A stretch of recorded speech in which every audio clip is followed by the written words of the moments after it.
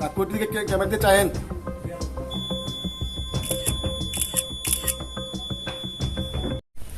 Vote তো সকালবেলা থেকে শুরু হয়েছে, 7টা থেকে শুরু হয়েছে এবং উৎসবের মেজাজে ভোট চলছে।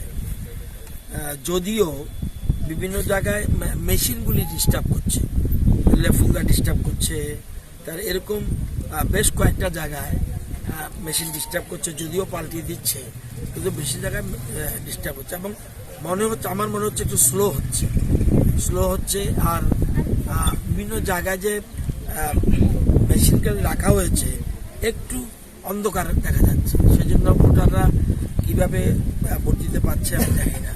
কিন্তু এই আরো এরকম ক্লিয়ার থাকলে ভালো, যাতে লাইটটা থাকে, যাতে মানে বোঝা যায় যে চিহ্নগুলি তারা যেন সঠিকভাবে দিতে পারে।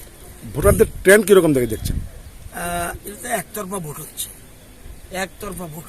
এটা আমি যদি আমার ক্ষুদ্র রাজনৈতিক জীবনে যতগুলি ভোট দেখেছি, এই ভোটটা একটু ব্যতিক্রমী মিনস মানুষের সংখ্যা আপনারা এখানেই দেখছেন, বিরাট লাইন ধরে যাচ্ছে, পুরুষদের লাইন, মহিলাদের লাইন।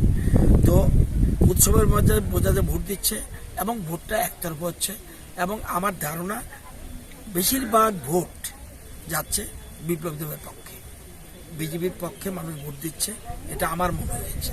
কারণ মানুষের এপিয়ারেন্স দেখলে আমরা বুঝতে পারি এবং উন্নয়নের পক্ষে ভোট দিচ্ছে, সবচেয়ে বড় কথা। এবং কেন্দ্রে শক্তিশালী সরকারের জন্য এবং একটা যেন শক্তিশালী সরকার হয় আগামী দিনে, যে এক ভারত শ্রেষ্ঠ ভারত, এই যে চিন্তাধারাটা এবং বিকশিত ভারত এবং পৃথিবীতে যেন ইন্ডিয়া খুব গুরুত্বপূর্ণ স্থানে থাকতে পারে, এটার ভোট হচ্ছে।